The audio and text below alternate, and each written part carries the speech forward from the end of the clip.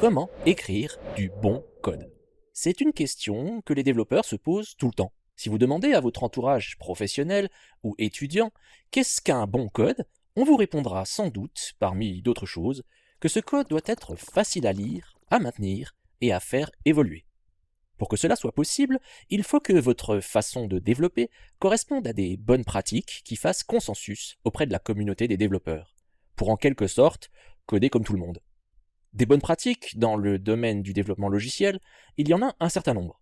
Vous avez peut-être entendu parler de DRY pour Don't Repeat Yourself ou de KISS pour Keep It Simple.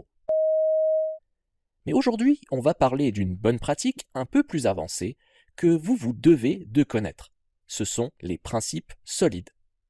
On va voir ensemble de quoi il s'agit et surtout quand est-ce qu'ils s'appliquent, car il faut bien l'avouer, certains de ces principes paraissent assez mystérieux à première vue. Dans cette vidéo, on va se concentrer sur le premier de ces principes, c'est la lettre S de solide, le principe de responsabilité unique ou Single Responsibility Principle.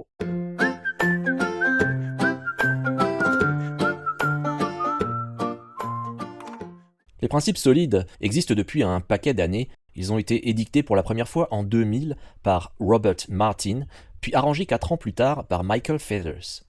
Dans cette vidéo, nous allons illustrer ces principes avec du code Java.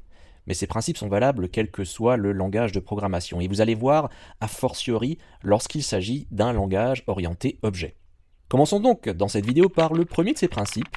C'est donc le S de solide pour Single Responsibility Principle, ou principe de responsabilité unique. Ce principe suggère qu'une entité logicielle, comme une classe, une méthode ou un module par exemple, devrait avoir une et une seule responsabilité, si bien que le nom de l'entité logicielle, à lui seul, doit permettre de comprendre l'objectif du code qu'elle contient, quel que soit ce code, que ce soit du code métier ou du code technique.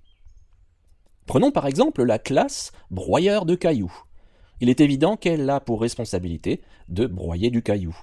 Sa méthode, broyer, qui prend en paramètre un objet de type caillou, est tout aussi explicite. Libre à vous d'imaginer ce que peut bien faire cette méthode. Dit comme ça paraît plutôt simple, et la recommandation semble légitime.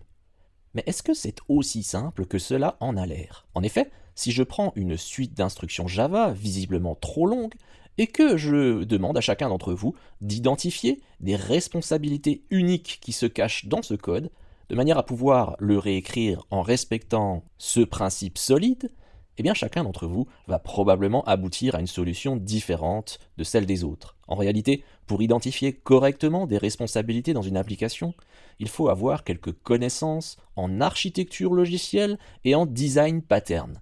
Et ça rend la tâche un poil plus complexe. Alors, comment procéder? Eh bien, si je prends une classe, on va caractériser sa responsabilité par ce que l'on appelle un stéréotype de classe. Lorsque vous voyez une classe nommée User Validator, User Builder, User Repository ou User Service, ces suffixes Validator, Builder, Repository, etc. correspondent à des stéréotypes. Vous allez devoir apprendre la signification de tous ces stéréotypes. Et ce n'est pas quelque chose que vous pouvez inventer. Prenons une application capable, via un formulaire, de créer un compte utilisateur que l'on stocke en base de données, un besoin à la base extrêmement simple. Et étudions comment répartir des responsabilités dans différentes classes et méthodes. La question est la suivante. Est-ce que vous allez créer une classe utilisateur avec une méthode qui se charge de récupérer les données du formulaire, une méthode qui se charge de valider si ces données ont un format acceptable, et une méthode pour sauvegarder ce nouvel utilisateur en base? Ou allez-vous créer une classe qui se charge de récupérer les données du formulaire, une autre classe pour valider les informations de saisie, et enfin une classe pour effectuer la sauvegarde? Allez, petit défi si vous le souhaitez, sans regarder la suite, dites-moi en commentaire laquelle de ces options vous auriez naturellement choisi. La première qui comporte une seule classe user, ou la seconde qui comporte plusieurs classes. Alors si vous suivez mes cours, vous allez plutôt pencher vers la seconde option, car vous connaissez les stéréotypes controller, validator et repository. Mais est-ce que pour autant, il faut mettre à la poubelle la première option? En réalité, cette solution fonctionne très bien, et il est facile d'identifier les prérogatives de la classe user et de ses méthodes, n'est-ce pas? Et oui, dans certaines situations, Cette solution correspond à une architecture valable, qui porte d'ailleurs un nom. Ce sont les Active Records. Dans cette architecture, l'entité user doit avoir en son sein tout ce qu'il faut pour assurer sa propre persistance. C'est la règle. Alors l'architecture dite Active Record apporte bien plus de contraintes qu'elle apporte de solutions. Et je vous invite à ne pas vous attarder dessus. Mais tout de même, on vient de démontrer que, sans expérience, la tâche qui consiste à répartir des instructions dans des classes et des méthodes appropriées est plus compliquée qu'il n'y paraît. Alors y a-t-il un moyen magique de savoir si vous avez bien fait votre travail? Eh bien vous pourriez suivre une règle assez simple. Si votre classe correspond à un stéréotype largement utilisé, comme Entity, Repository, DTO, Validator, etc., la classe pourra être nommée avec ce stéréotype User Validator, User Repository, User DTO, etc.